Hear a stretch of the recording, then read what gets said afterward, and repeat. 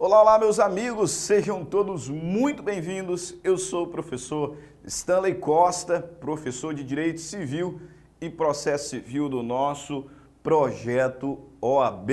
E na aula de hoje continuaremos a nossa caminhada pela parte especial do Código Civil, tratando acerca do direito das coisas, uma disciplina que será dividida em 2 encontros. Nós teremos 2 aulas sobre direito das coisas, essa primeira aula em que falaremos sobre posse e uma segunda aula em que trabalharemos o tema da propriedade. Óbvio que o direito das coisas é muito maior, mas esses são os 2 principais temas quando nós pensamos em exame da OAB, que é o seu foco aqui no nosso curso, né? A preparação para a sua aprovação no exame da ordem. Então nós teremos um encontro sobre posse e um outro encontro sobre propriedade, dando especial destaque ao tema da aquisição da propriedade, formas derivadas, formas originárias de aquisição, especialmente no que diz respeito às espécies de uso capião. São temas muito importantes para o exame da OAB, por isso decidimos desmembrar a disciplina em 2 encontros, ok? Mas no encontro de hoje falaremos sobre posse. E assim sendo, não teríamos como começar de outra forma, senão identificando o conceito de posse.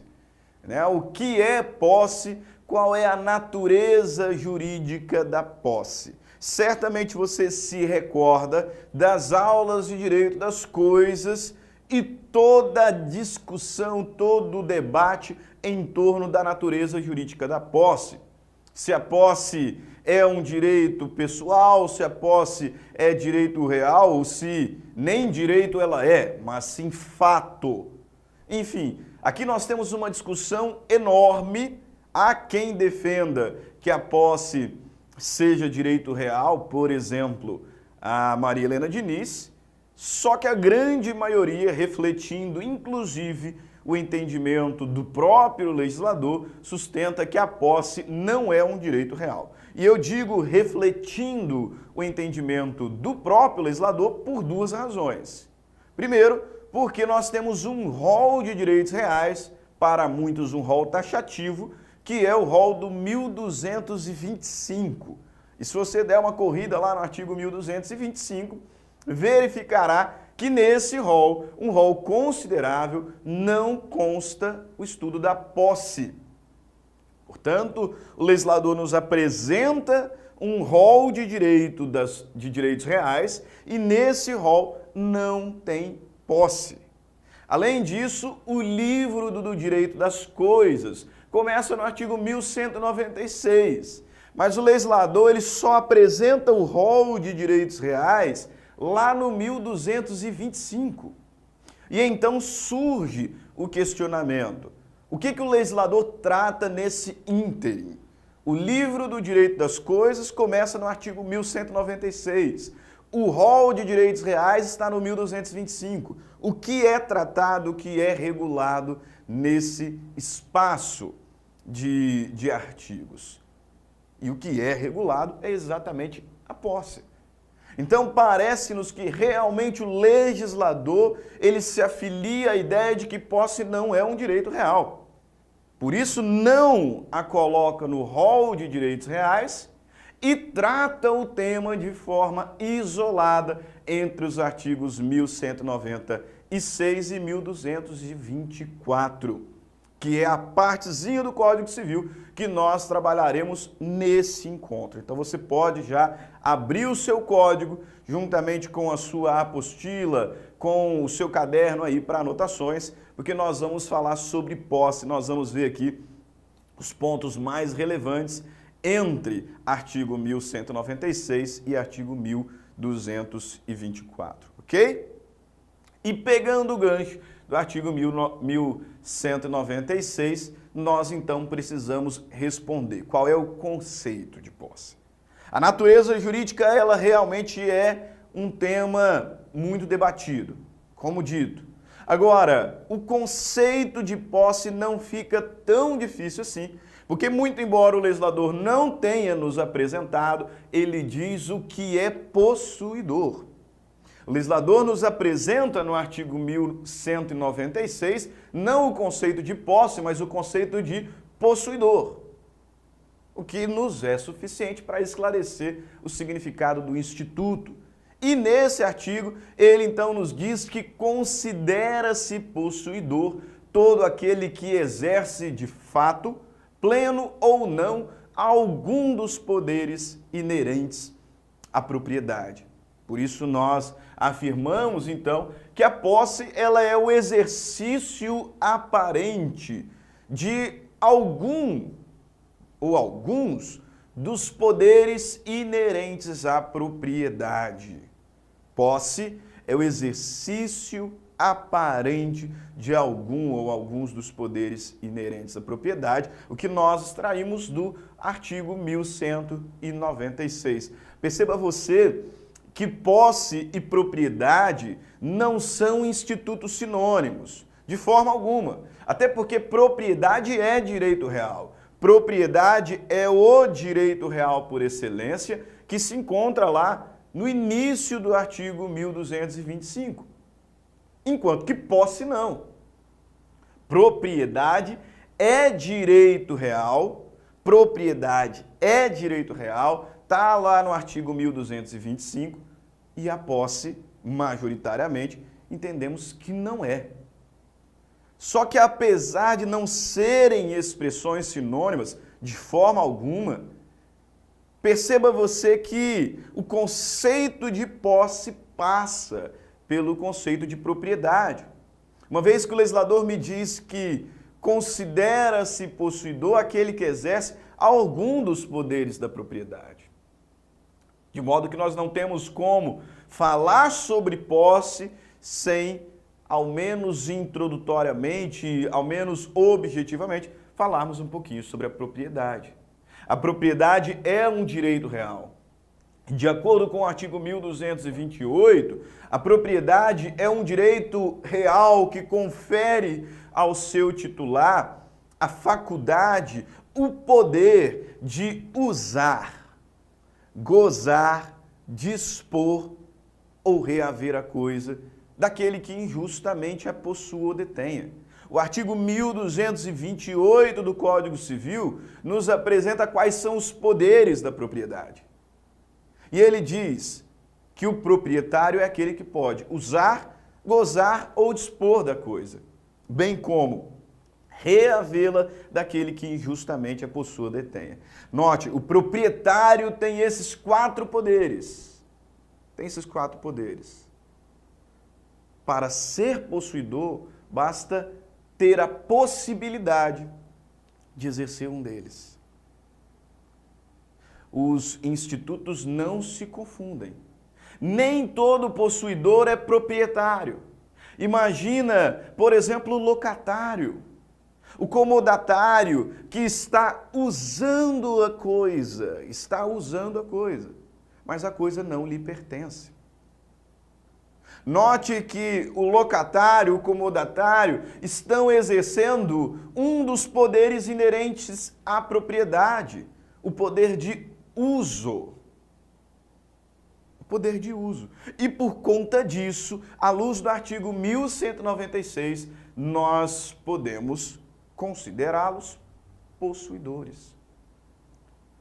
Considera-se possuidor aquele que exerce de fato, pleno ou não, algum dos poderes inerentes à propriedade. Nós temos 4 poderes inerentes à propriedade: uso, gozo, disposição e reivindicação. Se alguém exerce algum desses poderes, eu não posso visualmente dizer que seja proprietário, mas eu posso afirmar ser um possuidor. Por isso que eu costumo dizer que a posse ela é aparência, enquanto que a propriedade é certeza. Eu estou vendo alguém usar um carro. Posso eu dizer que esse carro é dele? Posso eu dizer que esse alguém é o proprietário do automóvel? Não, não posso. Eu não tenho certeza disso. Estou apenas vendo aqui a professora Laila chegando com uma BMW aqui no estúdio. E eu não posso, com base nessa informação visual, afirmar que ela seja a proprietária dessa BMW. Mas ela está usando. Está, portanto, exercendo algum dos poderes inerentes à propriedade. Posso dizer que ela é possuidora, posso dizer que ela tem posse. Perfeito? Vamos ver aqui o conteúdo do artigo 1196 em comparação com o 1228. Note, artigo 1196, que tenho mencionado, considera-se possuidor todo aquele que tem de fato o exercício pleno ou não de algum dos poderes inerentes à propriedade. Quais são os poderes inerentes à propriedade, professor Stanley? Artigo 1228.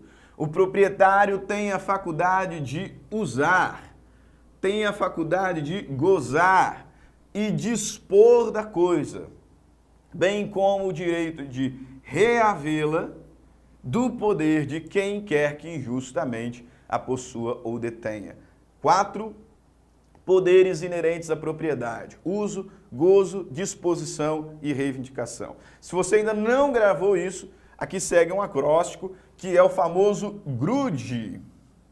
GRUDE. Quais são os poderes da propriedade? GRUDE: gozar, reaver, usar e dispor. O proprietário tem esses 4 poderes consigo. E, obviamente, que o proprietário acaba também sendo um possuidor. Ele tem esses poderes, portanto, ele é também um possuidor. Agora, para ser possuidor, basta ter a possibilidade de exercer algum desses poderes. A gente poderia até aprofundar um pouquinho para encontrar uma exceção, mas de forma genérica, todo proprietário tem posse, mas nem todo aquele que tem posse é proprietário. O proprietário ele pode exercer algum desses poderes. Portanto, além de proprietário, ele é também possuidor. Agora, é possível que alguém tenha a possibilidade de exercer algum desses poderes sem ser o proprietário do bem. Então, ele é tão somente possuidor. Ele tem posse, que nós chamamos na doutrina de posse ius possessionis. Ok? Beleza, esse é o conceito de posse. Agora, você não pode confundir propriedade com posse e também não pode confundir, atenção, posse com detenção, tá? Não teríamos como fugir aqui dessa trinca. Quando falamos de direito das coisas, especialmente na preparação para uma prova, seja aí algum concurso público ou, no seu caso, exame da ordem, não podemos ignorar a distinção entre esses 3 institutos fundamentais. Propriedade, que é um direito real que confere ao seu titular a possibilidade de usar, gozar, dispor, reaver a coisa. Posse, majoritariamente considerada como não sendo um direito real, é o exercício aparente de algum dos poderes da propriedade. E a detenção, um último instituto. Tá? Você não pode confundir esses 3. Propriedade é uma coisa, posse é outra, detenção outra ainda. O que é detenção? Detenção, nós temos algumas figuras aqui enquadradas como detenção no Código Civil, mas certamente o maior destaque é o do 1198, que nós chamamos de fâmulo da posse. Fâmulo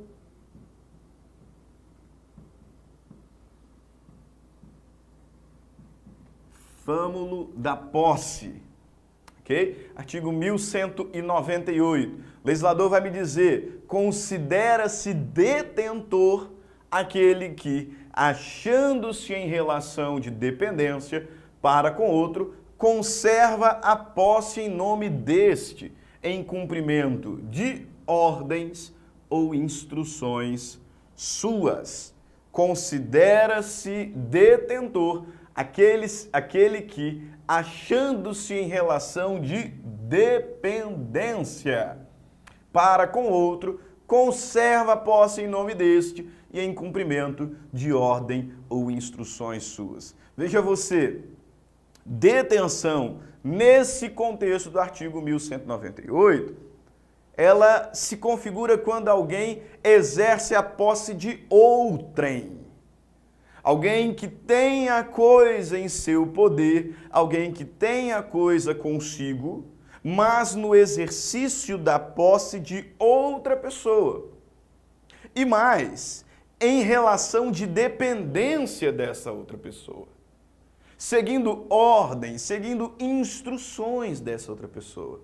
Portanto, o detentor, ele não utiliza coisa em seu benefício conforme o seu entendimento. Não, ele até tem a coisa consigo, mas numa relação de dependência. Utilizando ali o bem conforme as instruções, conforme as ordens daquele que é o verdadeiro possuidor. Subordinação, dependência. E aí cai lá na sua prova, por exemplo, nesse contexto, o caseiro, ele é possuidor? Não. O caseiro, ele é um fâmulo da posse. O caseiro é uma pessoa que conserva a posse de outrem, seguindo ordens, seguindo instruções em subordinação. Ele é um fâmulo da posse, ele é um detentor. O caseiro não tem posse. O motorista particular, né?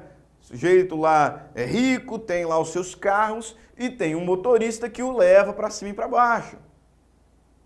Veja, o motorista está usando o bem, mas não está usando o bem conforme o seu entendimento, em seu benefício, mas seguindo ordens de uma outra pessoa, de modo que este motorista não é um possuidor, ele é detentor.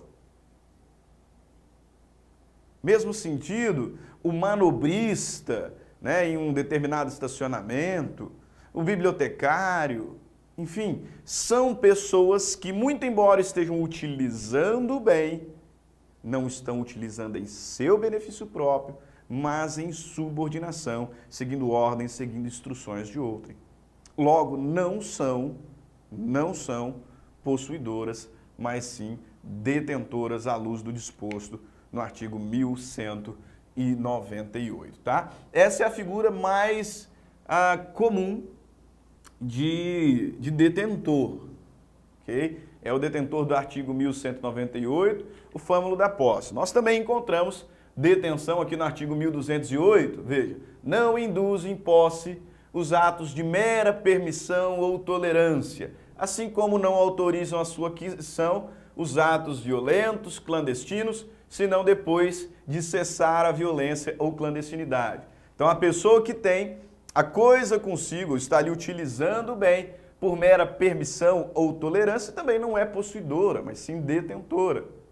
E enquanto houver violência, enquanto houver clandestinidade, também não é possuidora, nem justa, mas mera detentora, à luz do que dispõe o artigo 1208, perfeito? São aí os dois artigos que nos apresentam situações de detenção. Portanto, não confunda propriedade, direito real, posse, exercício aparente de algum dos poderes inerentes à propriedade, uso, gozo, disposição, reivindicação.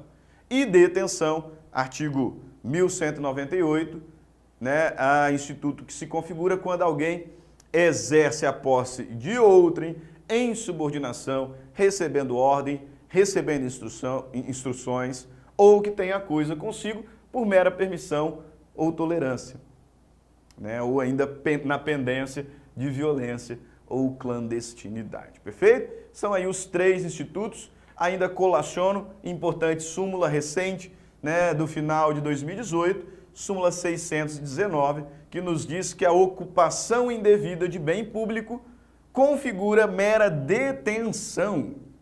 A ocupação indevida de bem público configura mera detenção de natureza precária, insuscetível de retenção ou indenização por acessões e benfeitorias. Talvez você esteja se perguntando, professor, qual que é a diferença prática entre ser um possuidor e ser um detentor? Daqui a pouquinho eu vou começar a elencar os efeitos da posse. Efeitos materiais, efeitos processuais da posse. Veja, efeitos da posse. Quem é possuidor, está ali sujeito aos efeitos que nós veremos. Quem é detentor, não. Assim, por exemplo, o detentor, a princípio, ele não tem direito à indenização de benfeitorias, ele não tem direito à indenização por acessão, ele não pode usucapir.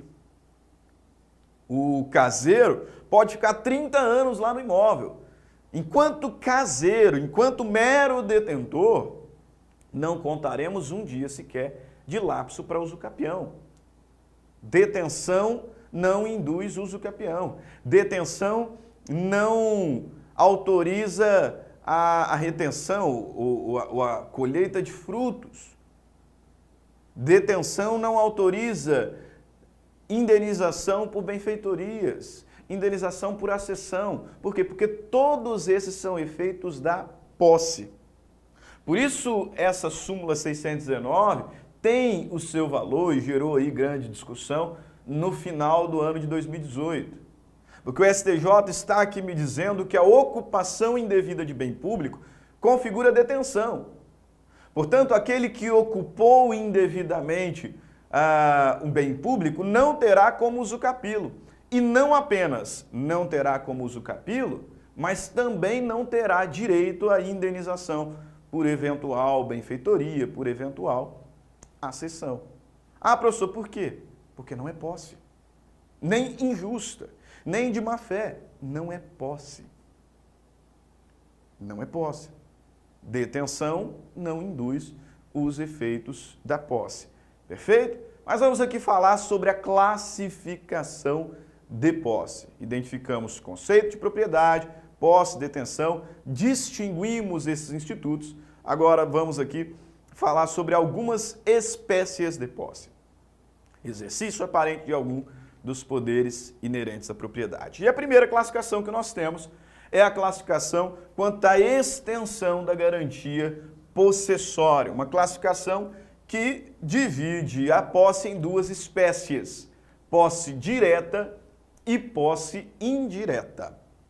Posse direta é aquela da pessoa que tem a coisa em seu poder, que tem a coisa consigo e que está aqui utilizando-a.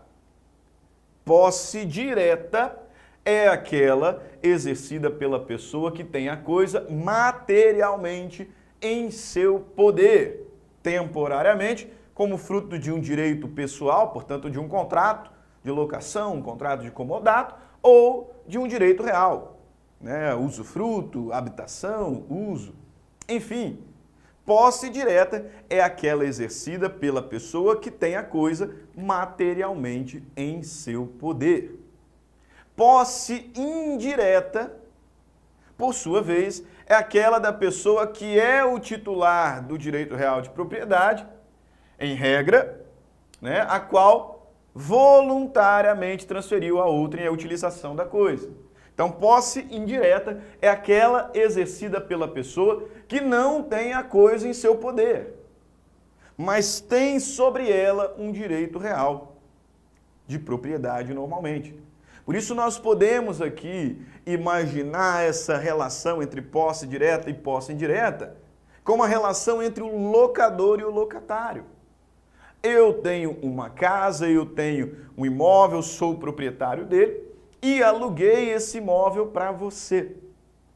Você, locatário, tem posse.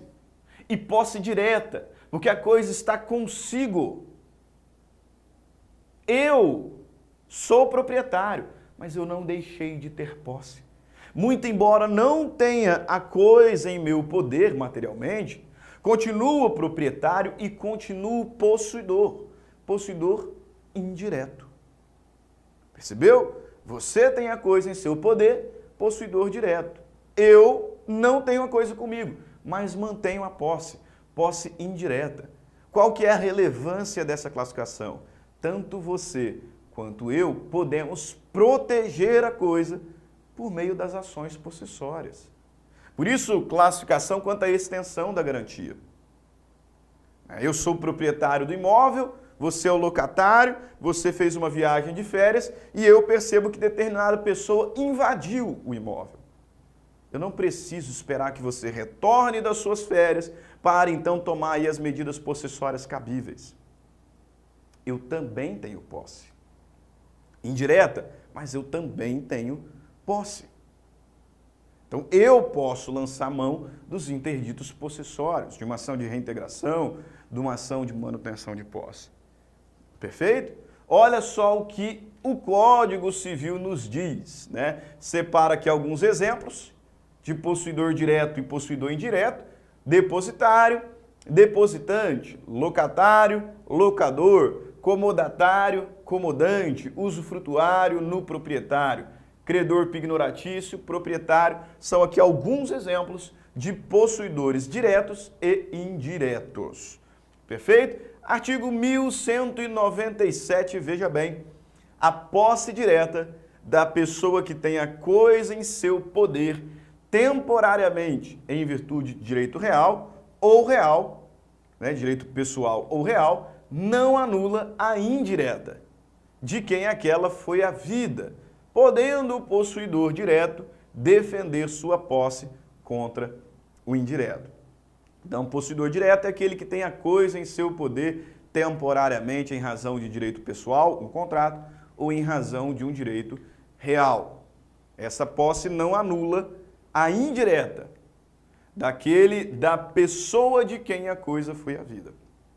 E o legislador encerra dizendo que o possuidor direto pode proteger a coisa contra o indireto. E o indireto também pode proteger a coisa contra o direto. Então, apesar do legislador não ter expressamente consignado essa última informação, é inquestionável. Tanto o direto quanto o indireto podem proteger a coisa contra um terceiro e também um contra o outro. Um contra o outro. Próxima classificação, classificação de posse quanto ao compartilhamento. Aqui nós temos duas ou mais pessoas exercendo posse com os mesmos poderes sobre um bem. Diferente do que acontece no desmembramento da posse, né, onde eu tenho ali um possuidor direto usando o bem, com a coisa consigo, e um indireto usufruindo dele, sem a coisa em seu poder. Aqui no compartilhamento possessório, eu tenho duas ou mais pessoas exercendo os mesmos poderes sobre o bem. Por isso, aqui nós falamos em composse. Composse, quando existem duas ou mais pessoas exercendo os mesmos poderes sobre um determinado bem.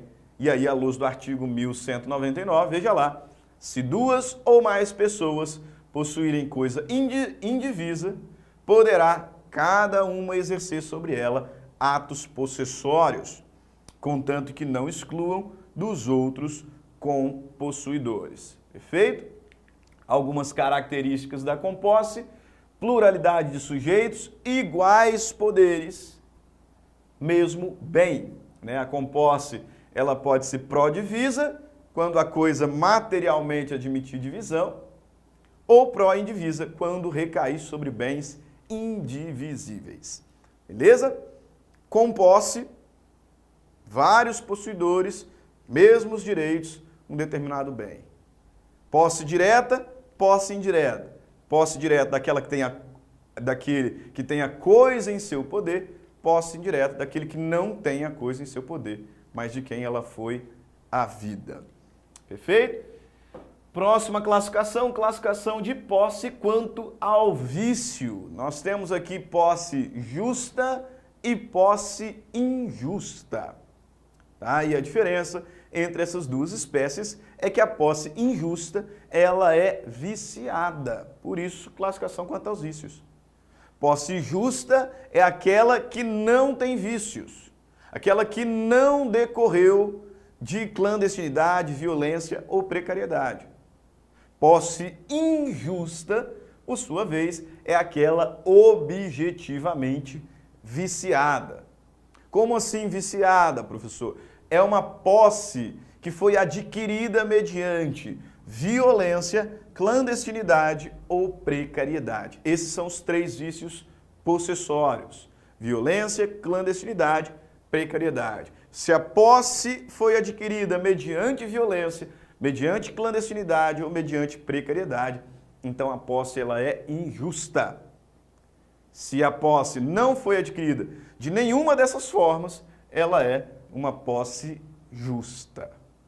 Ah, professor, mas lá atrás, no 1208, o legislador disse que não induz posse os atos de tolerância, né, ou permissão, e nem os atos violentos e clandestinos. Meus caros, enquanto pender a violência, enquanto pender a clandestinidade, não se fala em posse, mas sim em detenção. Agora, eu adquiri mediante violência e agora a situação foi pacificada. Tenho posse, só que posse injusta. Eu adquiri mediante clandestinidade, mas agora estou ali de forma pública. Tenho posse, só que posse injusta. Perfeito? Posse injusta é aquela adquirida mediante violência, clandestinidade ou precariedade. É o que, inclusive, extraímos aqui do artigo 1200. Artigo 1200. Veja lá. É justa a posse que não for violenta, clandestina ou precária. É justa a posse que não for violenta, clandestina ou precária. Perfeito? Deixe-me te fazer uma pergunta. Vamos aqui diminuir um pouquinho a velocidade, dar uma relaxada e eu vou te fazer uma pergunta. O possuidor injusto tem legitimidade para proteger a sua posse mediante alguma das ações possessórias? Em outras palavras, o possuidor injusto, ele tem legitimidade para ajuizar uma ação de reintegração, uma ação de manutenção ou uma ação de interdito proibitório?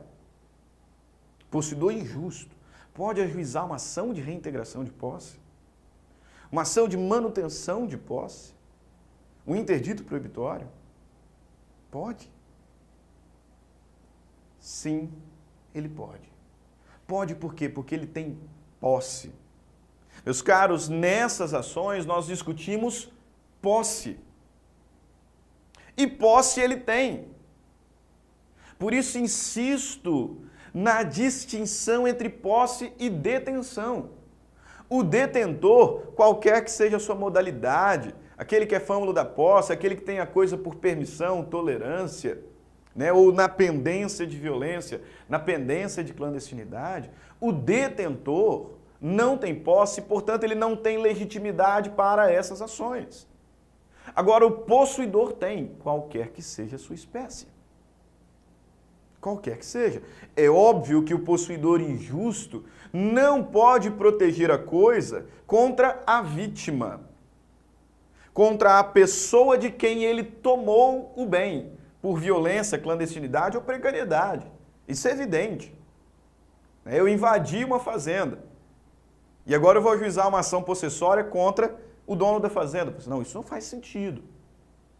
Agora, o possuidor injusto, por ter posse, ele pode proteger a coisa contra um terceiro. Imagina que venha um outro grupo e tente me tirar daqui. Eu posso, contra esse outro grupo, propor uma ação de manutenção de posse. Um interdito proibitório. E se eu já tiver sido desapossado, uma reintegração de posse. Perfeito? Então, mesmo possuidor injusto pode ajuizar a ação possessória, obviamente, em face de terceiro. Por quê? Porque ele tem posse. Ele tem posse. Mais uma classificação quanto à subjetividade. Essa aqui, muito importante. Quanto à subjetividade, a posse pode ser de boa fé ou de má fé. Qual é a diferença entre essas duas espécies? Por gentileza, não confunda posse justa com posse de boa fé. E nem posse injusta com posse de má fé. Posse justa é aquela que não está viciada. Injusta, aquela que tem um vício. Decorreu de violência, clandestinidade ou precariedade. Quanto à subjetividade, posse de boa fé é aquela exercida por uma pessoa que desconhece eventual vício. Enquanto que posse de má fé é aquela da pessoa que sabe do vício. Portanto, observe, aqui nós estamos falando de posse, ou melhor, de boa fé subjetiva. Conhecimento ou não do vício. Possuidor de boa fé é aquele que, se existe algum vício, ele desconhece. Possuidor de boa fé é aquele que tem convicção de que a sua posse ela está absolutamente livre de vício. E se existe algum, ele não sabe. Não sabe. Subjetividade, conhecimento ou não. Já a posse de má fé é aquele da pessoa que sabe de um vício. Sabe de um vício que recai ali sobre o bem. Posse de boa fé aqui no nosso slide. Quando o possuidor ignora a existência de vício que impeça a aquisição da coisa. Tem convicção de que não está prejudicando ninguém. Posse de má fé, quando o possuidor sabe do vício que implica na ilegitimidade de ter a coisa consigo. Mas mesmo assim, pretende exercer o domínio fático sobre o bem. Ok? Essa classificação é muito importante, porque é que nós vamos levar para a análise dos efeitos possessórios daqui a pouquinho. Penúltima classificação. Posse quanto aos efeitos. Posse interdicta e usucapione. Aqui eu vou ser breve, porque nós vamos tratá-las, tratar essas espécies quando da análise da usucapião. Posse interdicta é aquela que não abre lapso. O indivíduo é possuidor. Tá? Ele não é mero detentor, não. Ele tem posse, mas essa posse não induz a contagem de prazo para o uso capião. Ela está, pois, interditada. Ela é posse, o indivíduo é possuidor, mas eu não estou contando prazo para uso capião. Uma vez que essa posse ela está interditada para esse fim. Interditada em razão do quê, professor? De um contrato, por exemplo. O locatário tem posse? Repito, o locatário tem posse? Tem. Ele tem posse direta. O locatário pode usucapir o imóvel onde ele se encontra? Não, porque a posse dele é interdita. Perfeito? Notem, para usucapir, a posse tem que ser uma posse usucapionem, que é uma posse que não decorre de vínculo obrigacional ou de direito real entre possuidor e proprietário. E que, portanto, é uma posse que abre lapso. Então, nós vamos falar um pouquinho mais disso aqui quando do estudo da usucapião, mas você já pode guardar. Você já pode guardar. O detentor não tem como usucapir. E o possuidor interdicta também não. A posse que induz usucapião é a posse ad usucapionem, que é a posse exercida com a intenção de ser dono, com animus domini. Okay? E a última espécie, posse nova e posse velha. Posse nova é aquela exercida até anidia. Posse velha é aquela que ultrapassa ano e dia. Qual que é a consequência dessa classificação? A consequência é processual. Nós sabemos que as ações possessórias podem seguir um procedimento especial ou podem seguir o procedimento comum. E o que vai determinar o procedimento da ação possessória é exatamente a sua idade. Por isso que nós falamos em ação possessória de força nova ou de força velha. A ação possessória de força nova é aquela intentada contra a pessoa que está no bem há menos de ano e dia e que seguirá um procedimento especial para o qual, inclusive, tem uma liminar, né, possível ali de ser concedida, inaudita altera pars.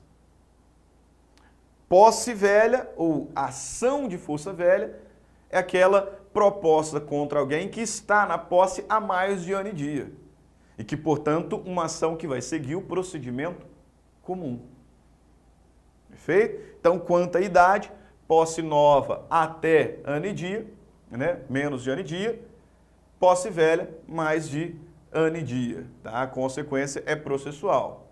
Determinação ali de ser um procedimento comum ou um procedimento especial para as possessórias. Último ponto aqui dos nossos estudos sobre posse. Efeitos. Efeitos da posse, que nós dividimos em dois, né? Efeitos materiais, ponto 4, e efeitos processuais, que é o ponto 5. Com relação aos efeitos materiais, quando nós falamos em efeitos materiais da posse, o que nós queremos saber é o seguinte: o possuidor, ele tem ou não tem direito a frutos, direito à indenização de benfeitorias, ele responde ou não pelos danos que causou a coisa, perfeito? É isso que a gente quer analisar ao tratarmos acerca dos efeitos da posse. E esses efeitos, eles estão diretamente relacionados com aquela classificação de posse quanto à subjetividade, posse de boa ou posse de má fé. Ou seja, do sujeito que ignora eventual vício, possuidor de boa fé, ou do sujeito que sabe da existência de algum vício que torne ilegítima a sua posse, possuidor de má fé. E o primeiro efeito que o legislador trata no Código Civil é com relação aos frutos. Artigos 1214, artigo 1216. O legislador nos diz que o possuidor de boa fé tem direito, enquanto ela durar, ou seja, enquanto a boa fé durar, aos frutos percebidos. O possuidor de boa fé tem direito aos frutos. Você está morando num imóvel que tem uma mangueira, né, que tem lá um pé de manga, você tem direito às mangas enquanto durar a boa fé da sua posse. Perfeito? O possuidor de boa fé tem direito, enquanto ela durar, aos frutos percebidos. Artigo 1216. O possuidor de má fé responde por todos os frutos, colhidos e percebidos, bem como pelos que por sua culpa deixou de perceber, desde o momento em que se constituiu de má fé. Mas ele tem direito às despesas de produção e custeio.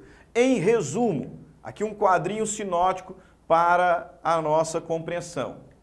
Com relação aos frutos, se o indivíduo for um possuidor de boa fé, ele tem direito aos frutos colhidos, mas ele não tem direito aos frutos pendentes, né? Ou seja, aqueles que não foram colhidos e não tem como ser colhidos até o fim da posse de boa fé. Perfeito? O possuidor de boa fé tem direito aos frutos colhidos, mas ele não tem direito aos frutos pendentes ao tempo em que cessar a sua boa fé. Já o possuidor de má fé não tem direito aos frutos.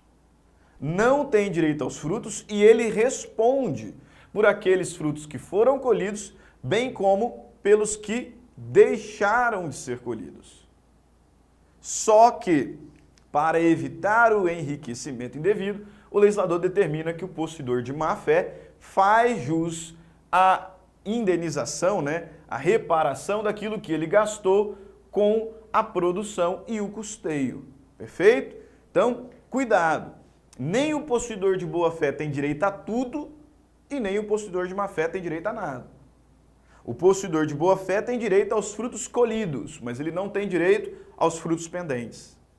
O possuidor de má fé não tem direito aos frutos. E ele responde por aqueles colhidos e aqueles que por sua culpa deixou de colher. Mas ele faz jus para evitar o enriquecimento indevido do proprietário, as despesas com produção e custeio. Beleza, professor. E se o bem perecer, se o bem deteriorar durante o exercício da posse? O que acontece caso o bem sofra danos durante o exercício possessório? O possuidor deve ou não indenizar os danos, né, que recaíram ali sobre o objeto?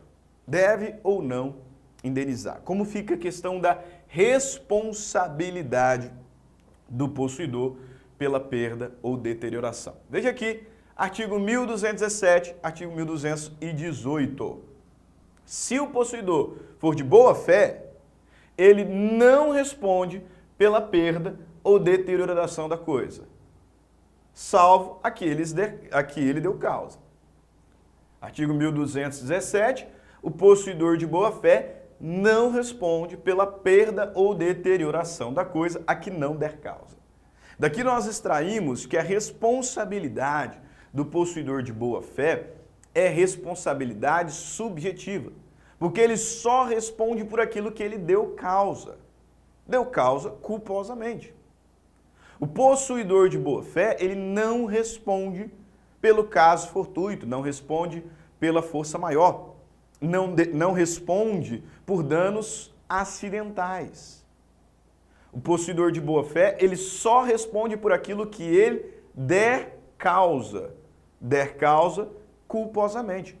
Por isso que em aulas anteriores, quando falamos sobre a obrigação de restituir coisa certa, nós vimos que o devedor não responde pelos danos decorrentes de caso fortuito ou força maior que sobrevierem ao bem. Por quê? Porque ele é um possuidor de boa fé. O devedor que não estiver em mora, porque se ele estiver em mora, ele está de má fé. O devedor que não estiver em mora, na obrigação de restituir coisa certa, não responde pelos danos decorrentes de caso fortuito força maior. Por quê? Porque a posse dele é de boa fé. O possuidor de boa fé não responde pela perda ou deterioração da coisa a que não der causa. Artigo 238. Se a obrigação for de restituir coisa certa, e esta sem culpa do devedor se perder antes da tradição, sofrerá o credor, sofrerá o proprietário a perda, e a obrigação se resolverá, ressalvados seus direitos até o dia da perda. A coisa perece para o dono. Perfeito?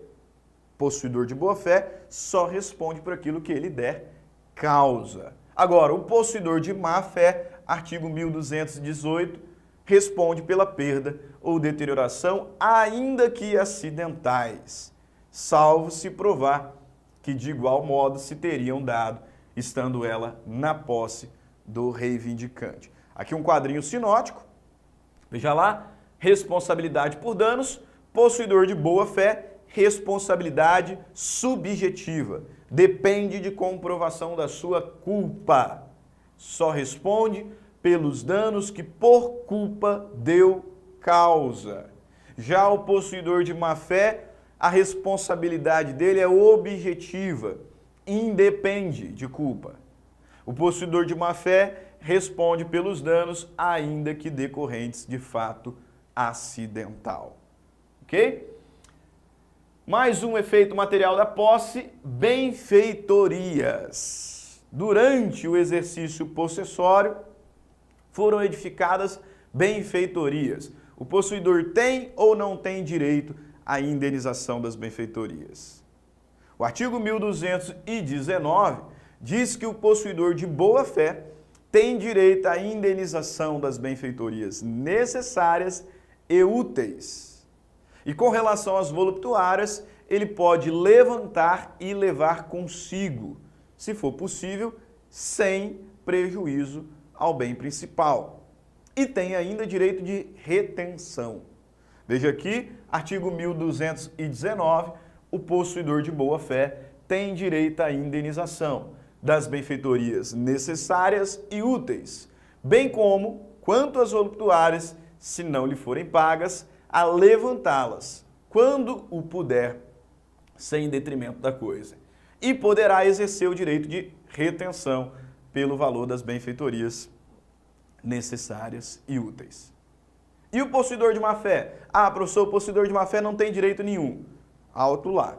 Artigo 1220, o possuidor de má-fé, ao possuidor de má-fé serão ressarcidas somente as benfeitorias necessárias. Não lhe assiste o direito de retenção, pela importância destas, nem o direito de levantar as voluptuárias. Então, em resumo aqui, observe, benfeitorias, possuidor de boa-fé tem direito à indenização pelas benfeitorias necessárias e úteis, tem o direito de levantar as benfeitorias voluptuárias e tem direito de retenção.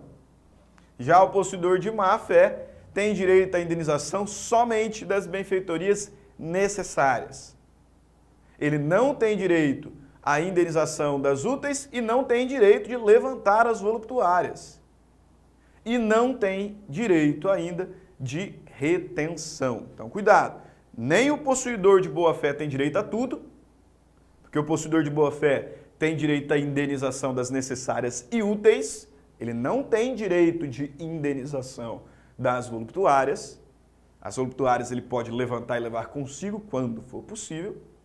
E nem o possuidor de má-fé tem direito a nada, porque o possuidor de má-fé tem direito à indenização das necessárias.